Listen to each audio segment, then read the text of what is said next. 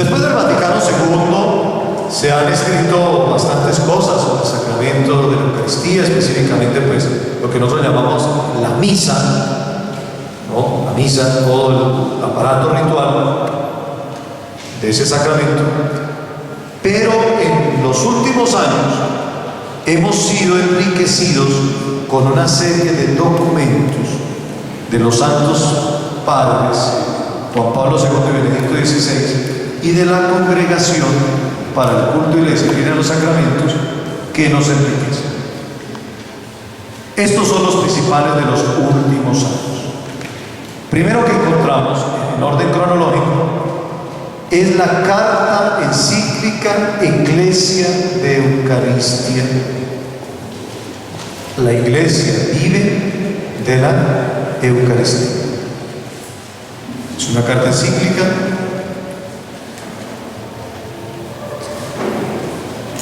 sobre la Eucaristía del 17 de abril del 2003. Es muy bonita, ojalá ustedes la pudieran conseguir, la pudieran leer. Yo sé que mis hermanos sacerdotes, religiosos, seguramente ya lo han hecho, pero vale la pena retomarla, leerla.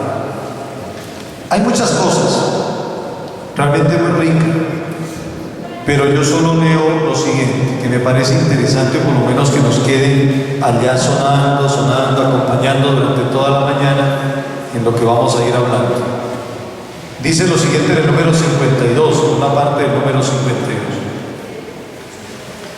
Nos dice el Papa Juan Pablo II: siento el deber de hacer una acuciante llamada de atención para que se observen con gran fidelidad las normas litúrgicas en la celebración eucarística. Son una expresión concreta de la auténtica eclesialidad de la Eucaristía. Este es su sentido más profundo. La liturgia nunca es propiedad privada de alguien, ni del celebrante, ni de la comunidad en que se celebran los misterios. A nadie le está permitido infravalorar el misterio confiado a nuestras manos. Este es demasiado grande para que alguien pueda permitirse tratarlo a su arbitrio personal, lo que no respetaría ni su carácter sagrado ni su dimensión universal. Los que saben de estas cosas, y sobre todo haciendo un estudio histórico, genético, nos dicen lo siguiente: nosotros a veces vivimos de extremos en extremos. Son como las tendencias que van en la historia. Y estábamos en una tendencia de la Eucaristía que era una Eucaristía demasiado misterio, demasiado solo del celebrante, lejana, incomprendida, pero eso hacía que los fieles como que la sintieran pues algo absolutamente sagrado, y que a veces como que no tocaba nuestra realidad del cada día, pero era una cosa impresionante, sagrada, una veneración, y ¿no es cierto? ¿Cuándo alguien subir al presbiterio? Nada, el sacerdote, y si acaso por ahí o por aquí. ¿Cuándo alguien proclamar una lectura? Nada, todo, ¿no es cierto? Y la realidad incluso física de celebrar de espaldas como que favorecía eso. ¿Quién sabe qué está haciendo allá el Padre? Y aparte de eso, con el latín, pues eso le daba todo un ambiente místico. Pero claro, hacía que hubiera ese amor reverencial a la Eucaristía, pero que de pronto hubiera cierta distancia. Después de la reforma del Vaticano II, y sobre todo en ciertos ambientes, nos fuimos al otro extremo. Entonces ya la Eucaristía, si antes era una misa diaria, entonces ahora 10 misas, y entonces ya todo el mundo sube, todo el mundo baja, todo el mundo lee, todo el mundo reparte comunión, todo el mundo coge la hostia, todo el mundo para aquí, para allá, el Padre también, sus expresiones, tal, y entonces ya nos parece que es algo más Algunos hablan incluso que la hemos profanizado. No sé si hemos llegado a ese extremo, pero pareciera que fuera eso. O sea, pasamos de un lado demasiado sagrado, místico, incomprendido, lejano, a una cosa ya demasiado, ¿cómo? Demasiado normal. Y a mí me parece que, como en todo, es bueno encontrar los justos equilibrios. No hay que perder esa dimensión sagrada, mistérica, mística de la Eucaristía, esa espiritualidad que la misa tiene, pero haciéndola, claro, cercana, participativa y demás. Entonces, atentos a eso. Una vez un sacerdote ortodoxo que estuvo por ahí por el lado de la conferencia, una vez visitando, dio un comentario, pero fue un comentario a mí me parece que muy duro. Pero bueno, son de esos comentarios que cuando uno los escucha, los piensa, dice, aunque sea duro y sacando un poco la exageración, de pronto tiene algo de verdad. Y ellos nos dicen lo siguiente: nosotros teníamos un gran salón, hermosísimamente adornado, lleno de cortinas, con unas mesas espectaculares. Y después quitamos todo eso y nos quedamos solo con servilleticas. Entonces, hablando de la misa, decía, la Iglesia Católica pareciera que vivió ese cambio y se quedó solo con las servilleticas. Yo digo que es una exageración, tampoco, no es así. Pero él quiere en el fondo insistir que ese aspecto sagrado, de misterio grande, como que a veces lo hemos ido descuidando. Ahora, no es irnos a un misticismo raro. Creo que tampoco es eso. Como digo, también tiene que llegar a esta realidad, al hoy, intervenir en nuestra vida, todo lo que avanzó el Vaticano, en participación plena, consciente y activa de todos los fieles laicos, creo que es una gran riqueza. Pero sí hay ese aspecto sagrado que tal vez hemos ido descuidando y que es precisamente lo que el Papa nos quiere subrayar cuando nos dice: es un misterio tan grande, tan grande. A veces se nos olvida que es un misterio tan grande. Ustedes, futuros curistas, piensen siempre eso. Es un misterio tan grande. Y el Señor nos permite a nosotros, sacerdotes, ser instrumentos de ese misterio. ¿Listo? Porque es que, como digo, a veces como que damos la impresión, empezando por nosotros mismos, los ministros, que la Eucaristía y que los demás sacramentos, especialmente la Eucaristía, es algo más. Por eso una vez un padrecito le decía a otro padrecito más joven, le decía, cuando veía cómo trataba la Eucaristía y cómo comulgaba y cómo trataba las especies, le decía: mi hijito, trátelo con cariño, que es hijo de una buena madre. Que de verdad que a veces pareciera, ¿no es cierto?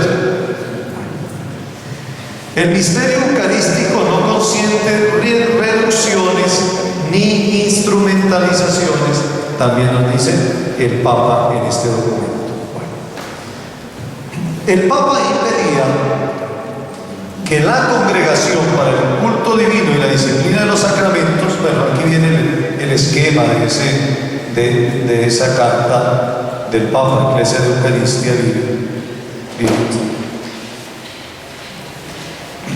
La congregación para el culto divino y la disciplina de los sacramentos, por petición expresa del Papa Juan Pablo II, preparó un documentico que en términos eclesiales se llama instrucción, una instrucción sobre la misa, que se llama Redención y Sacramento, el sacramento de la redención. El sacramento de la redención. Fue presentado el 24 de marzo de 2004 para todos, Pero de manera especial para mis hermanos sacerdotes, esto es lo que nosotros desde la congregación tenemos hoy en día como las normas sobre la misa en algunos aspectos. A veces a uno le preguntan, padre, ¿qué ha habido de nuevo? ¿Qué nuevas normas hay? No, pues nuevas normas no hay. Lo que pasa es que la congregación las precisa y las recuerda, y lo último que tenemos en ese sentido es aquí en las reducciones, sacramento. La dejo así mencionada porque algunas cosas las tomaré más adelante expresamente de las reducciones, sacramento. Es una parte más normativa. Más normativa. Aquí debe venir seguramente un esquema. Ahora se trancó. Ahí está. En primer lugar, sobre cosas generales de la liturgia, después la participación de los laicos en la misa, la celebración correcta de la Santa Misa. Ahí viene cómo hay que hacer, cuál es la materia, cómo hay que hacer las diferentes partes de la misa, cuándo hay que unir con otros ritos, específicamente la normativa que hay actualmente en la Iglesia sobre la Sagrada Comunión, en sus distintas posibilidades, empezando por la misma comunión de los sacerdotes. Ya más adelante, cuando toque la concelebración, diré una cosa que desafortunadamente he visto y no tan lejos. Vamos a precisar eso.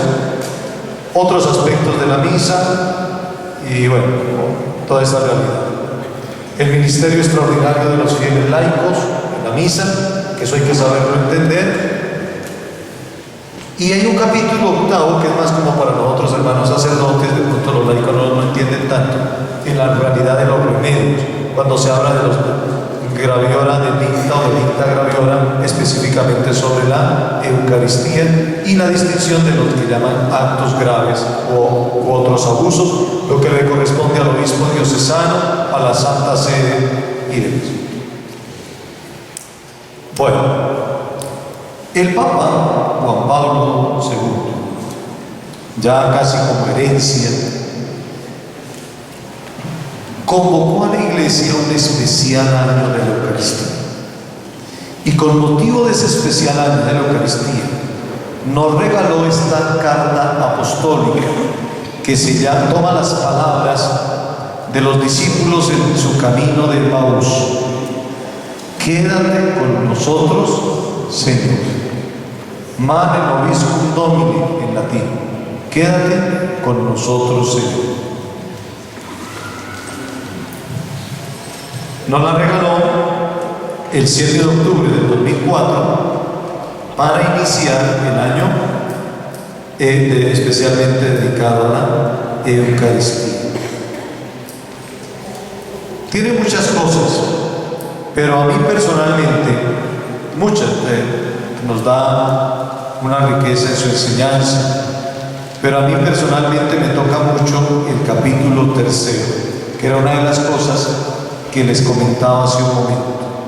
La Eucaristía, fuente y epifanía, revelación, manifestación de comunión. Todo ese sentido de comunidad que nosotros estamos llamados a vivir cuando celebramos. Y al final de ese capítulo tiene un numerito que yo los invito a que meditemos todos, redesenvolvemos, volvamos nuevamente a sacar y de pronto lo unamos con otro documento anterior que nos regaló el Papa Juan Pablo II, y es sobre el tema del domingo, Día del Señor. Y en esto sí no me da vergüenza decirlo, hemos desfigurado el domingo. Con la mejor buena intención, pero hemos desfigurado el domingo, día del Señor, y el domingo, día de encuentro de la comunidad.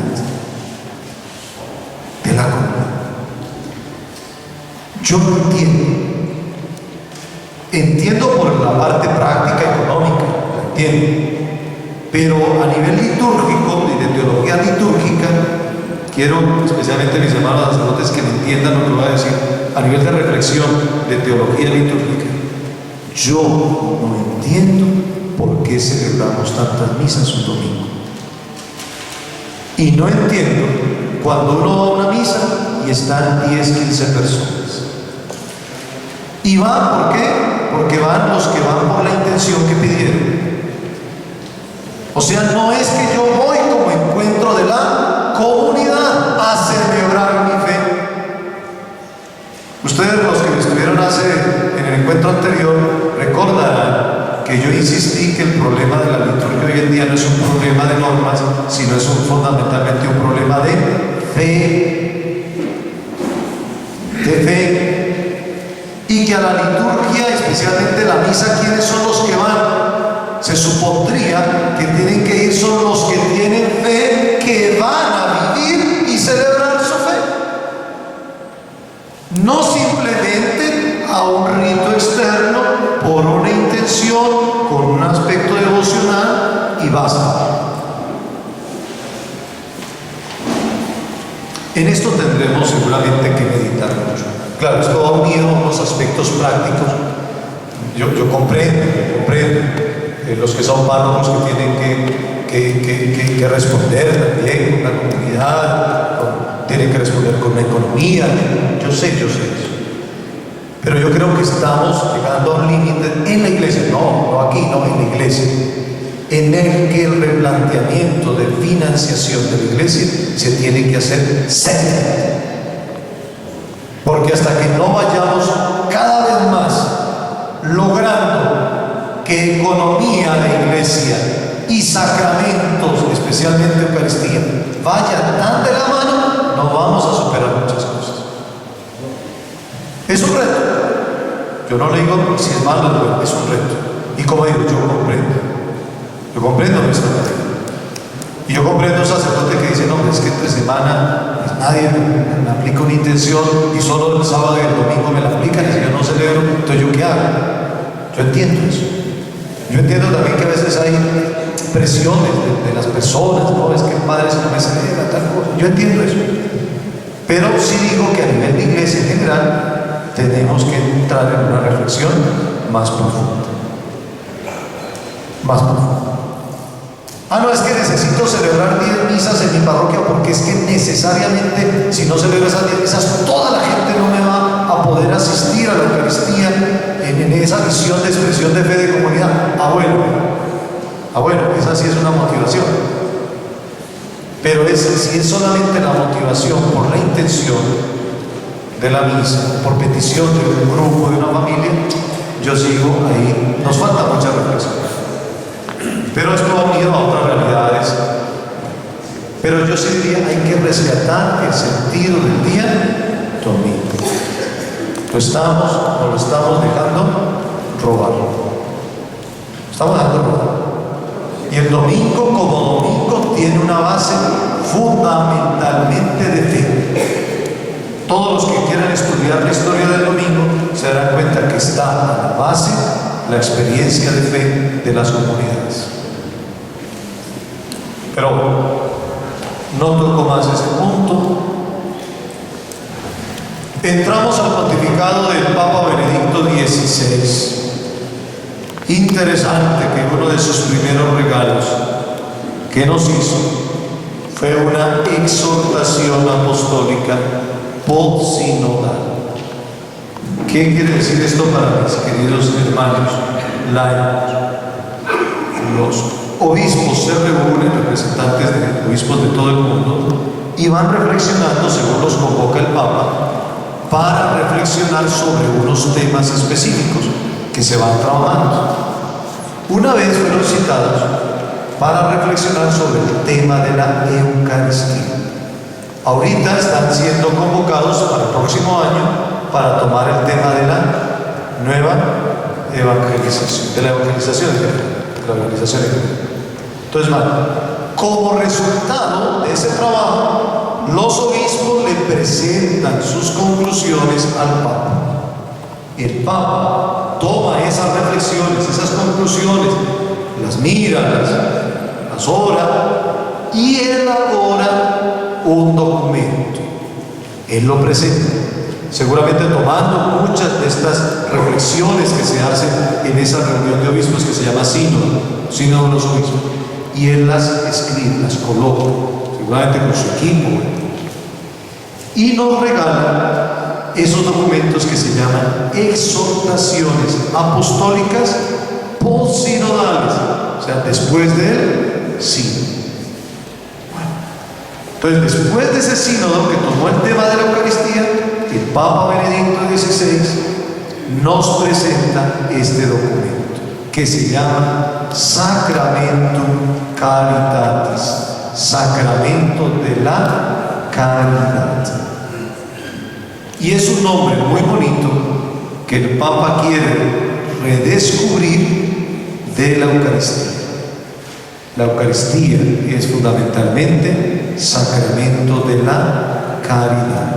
Pero aquí el Papa hace una reflexión muy bonita sobre lo que es caridad, y también antes en una exhortación, en una carta apostólica nos ha regalado que es la caridad, porque a veces uno entiende por caridad simplemente ¿qué? Dar plata. No, la caridad es mucho más. La caridad habla del amor vivido en la fe. Eso es otra cosa. Y por eso la Eucaristía es ese sacramento del amor, en definitiva.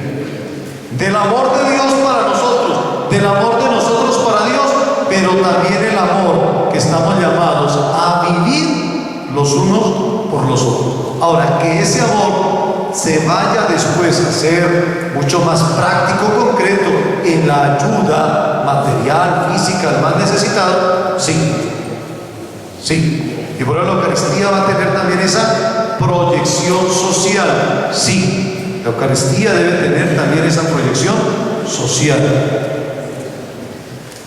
Ayudarnos a crecer como comunidad en todo sentido, en todo sentido. Y en esta idea que desarrolla el Papa puntual, vamos a tener un reto muy grande para todos nosotros. Es cómo hacer que realmente la Eucaristía vivida en esta dimensión vaya afectando más positivamente nuestra realidad social. Se entendería que una comunidad que celebra la Eucaristía debe ser una comunidad que en ese aspecto social también tiene que ir creciendo, porque ese amor fraterno se va a hacer realidad en la ayuda concreta a los demás. ¿Listo? Y eso es preocupante. ¿Cuántas veces de pronto se celebra una Eucaristía en donde en lugar de crecer en el amor concreto, antes va creciendo en otras cosas, en divisiones, en odios, en injusticias sociales? No tendría sentido. No tendría sentido. Por eso también es un reto bastante grande para nuestras comunidades. Bastante grande. Una comunidad donde se celebra la Eucaristía frecuentemente y la mayoría de personas van, deberían también, por ejemplo, ir creciendo en la igualdad social, en la superación de las pobrezas, etc. Es un reto grande que nos queda, ¿no es cierto? Que nos queda.